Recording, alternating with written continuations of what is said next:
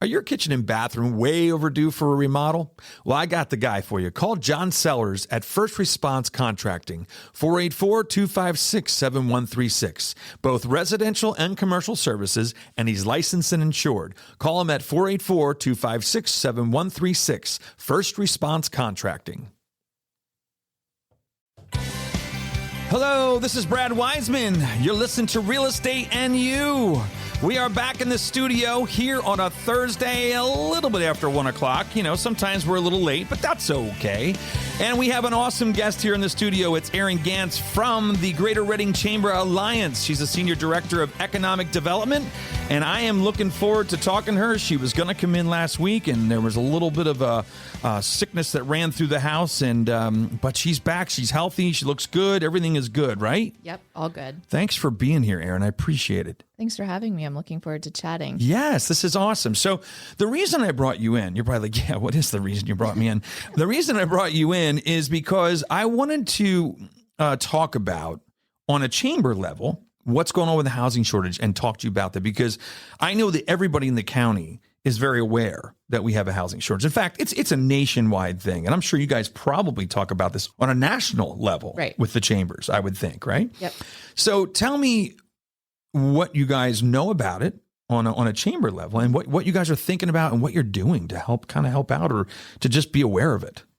Yeah, I think it's important to talk a little bit about, like, high level, what our area of focus is in terms of economic development and the attraction and retention and growth of business in Berks County. And really what's happened is workforce development and economic development have become very much intertwined and interconnected. And that's really evolved into talent attraction and retention, because as businesses are looking to grow and expand, they need people. Yeah.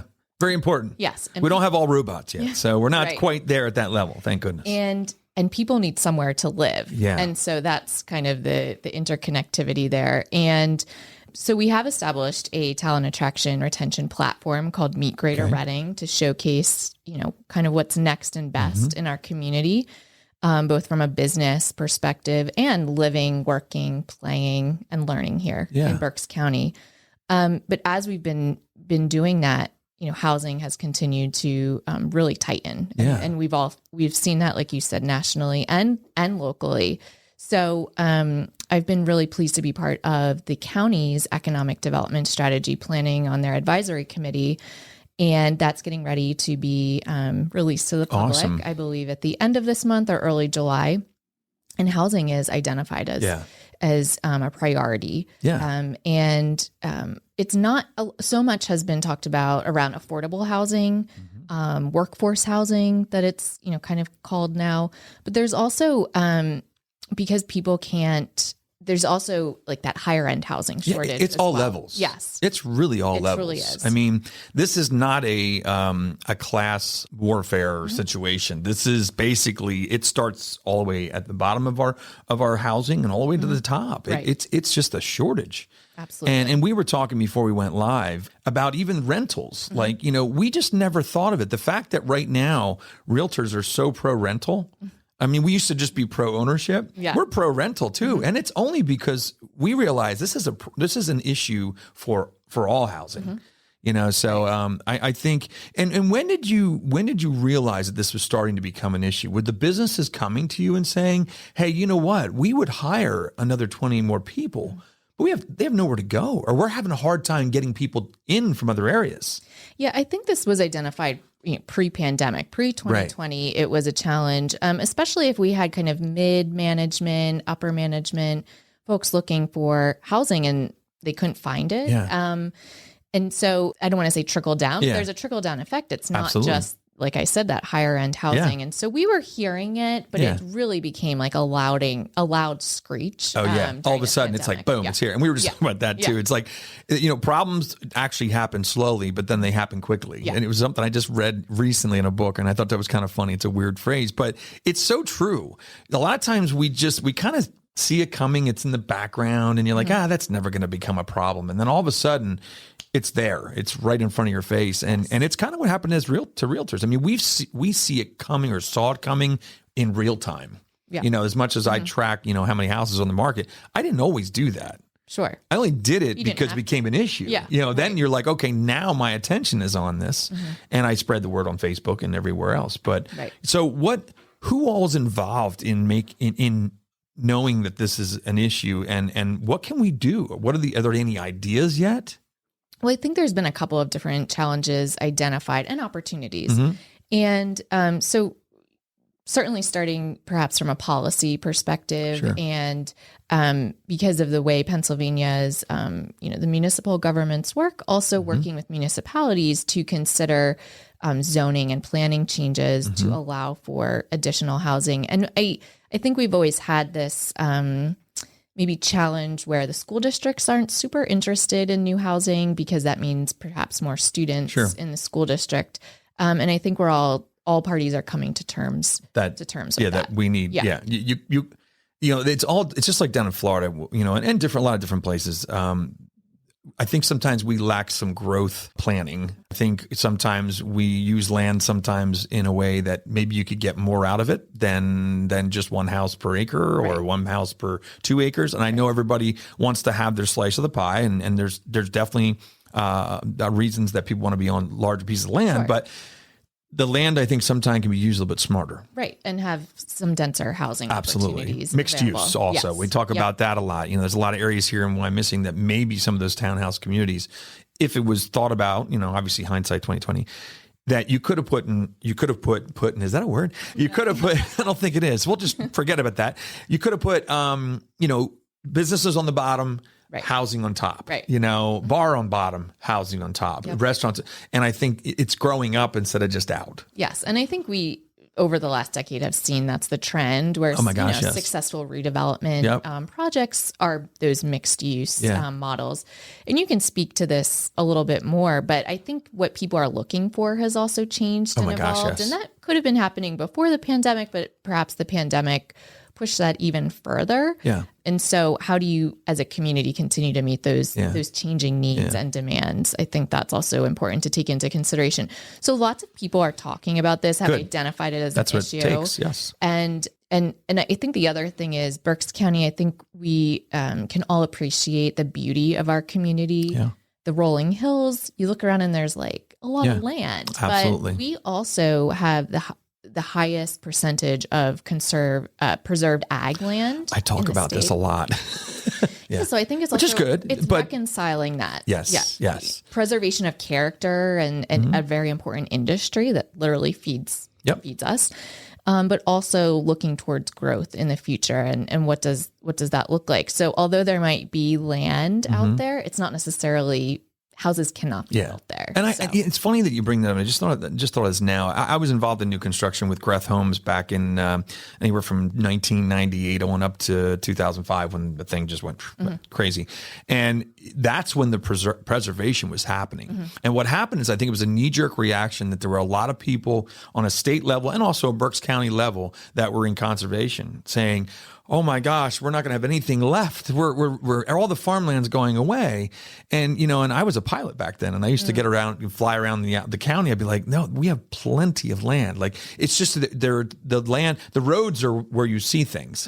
But when you're up in a plane and you look around, we have a lot of land. And I think there could be a lot of smart growth with that land. Right. And I don't know what it takes to release some of that back from from conserving it. That's probably going to be an interesting discussion because there's people that feel very strongly on both sides. But I think that, like anything, there's a balance. Absolutely. Needs to be struck there. Yeah, I'm glad you brought that up because, that's always the white elephant in the room that nobody wants to talk about. And I think it's something that we're going to have to address unless we want to say no more people can't have children anymore. If we just say no more children across the board, then we can stick with what we have and we'll be fine. Yeah, I don't think that's happening. That's probably not going to happen, especially during COVID. A lot of children during COVID, a lot of time on our hands.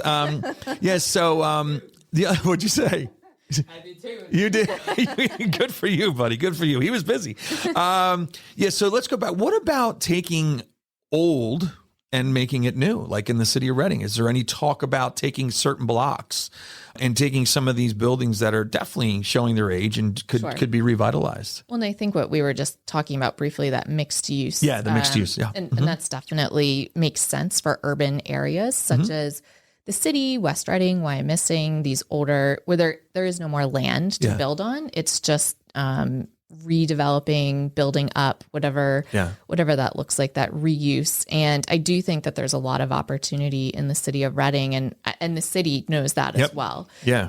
Tonight, the Albright College Center for Excellence in Local Government is hosting a housing forum. Yes, I was invited to that, and I'm not able to make it, but I was invited to that, and I think that's great. I think it's a great something that's really good. And I think people should attend. And I think, once again, we're getting together. We realize there's an issue, and this issue is not going to go away. Right. It's not. I mean, as the county grows, it's going to get, and I think Lancaster's having the same problem, right? I mean, I don't think it's quite the level we are. Are we one of the worst, you think, out of Pennsylvania? That's a great question. I don't know the answer. I mean, I don't want to be noted as the worst. We don't ever want that title, but we've lagged in housing starts compared to the communities around us. Yeah. So, I mean, that's over the last 10 years. That's absolutely. A lot of our builders went out of business.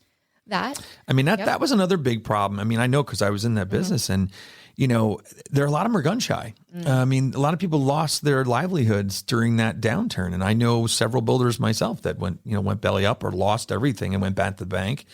And that takes a lot to get back into something again, Absolutely. And so one of the things we've talked about kind of amongst the partners who have all identified housing as an issue. So you start with, high level policy, what can be done on that front. And then I think it's really important to have a conversation with those builders and say, what can be done, what's stopping you, and then try to address those things that they identify kind of head on. So we've discussed in 2023, which feels far away, but it's like 6 months away, having kind of like a housing summit of sorts. That's a great idea. With the private sector. Yeah, that's great. To have those really get realtors, get builders, get developers. We need developers actually more so than anything. The builders you can find because they'll come in from outside the area if need be. I always like to see local, of course. But the development part is the delayed gratification part. Right. It's the expensive part.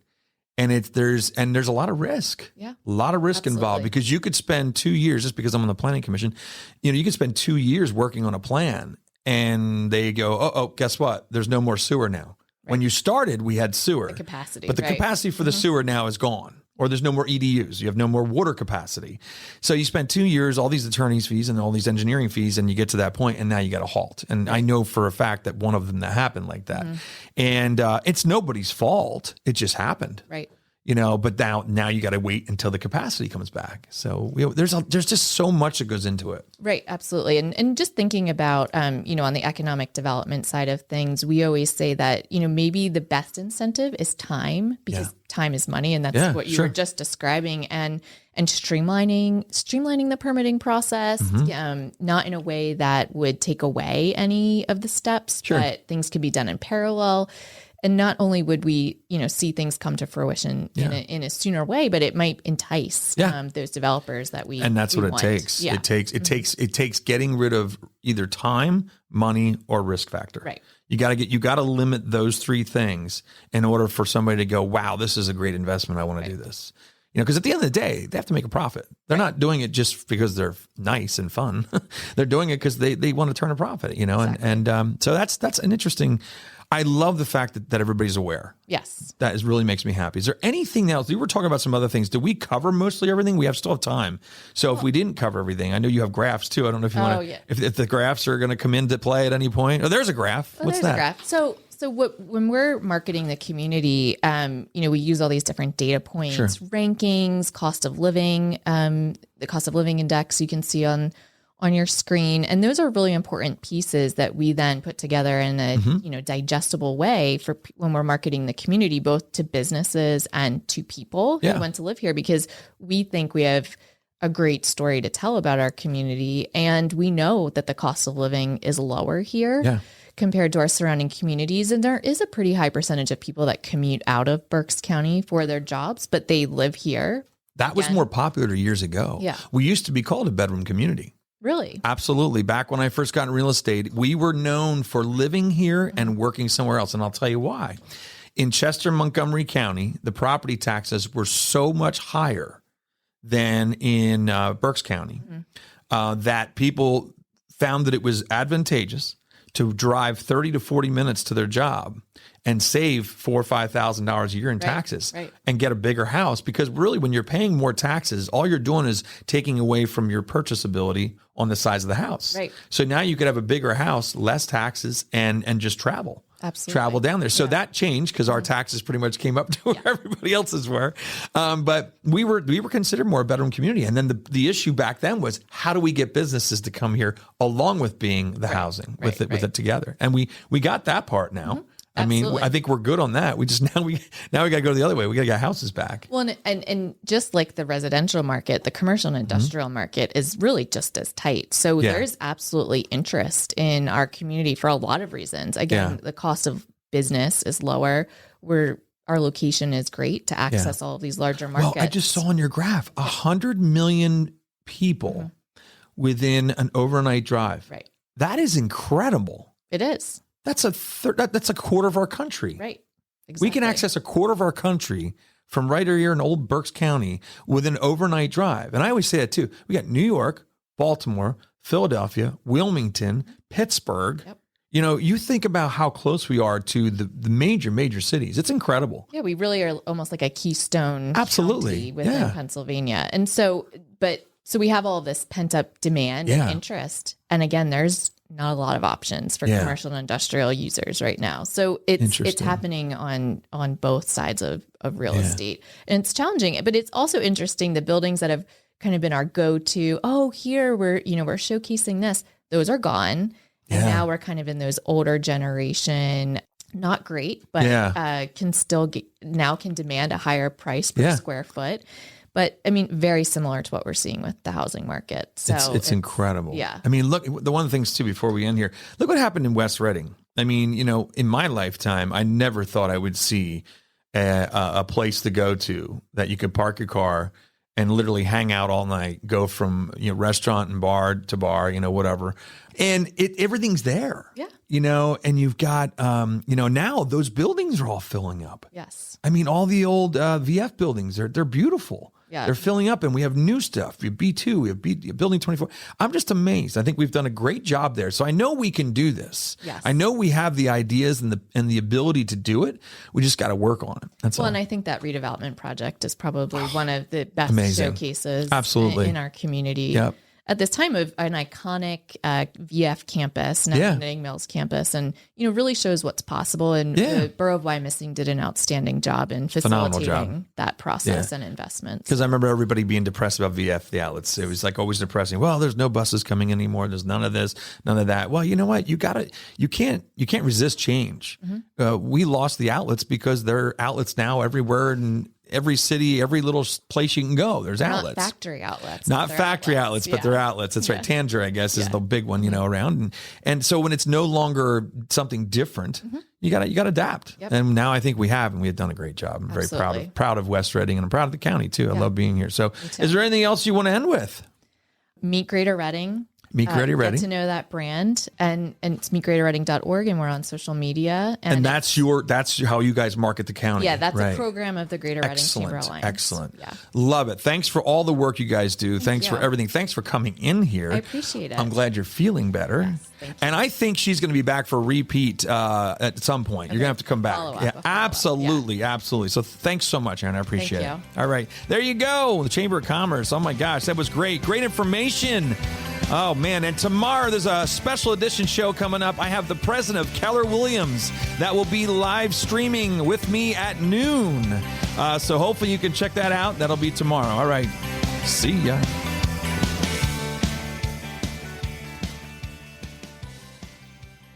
Are your kitchen and bathroom remodels a little overdue? Well, now's your chance to call First Response Contracting. John Sellers will take care of you. 484-256-7136. They do residential and commercial, and they're licensed and insured. Give them a call at 484-256-7136.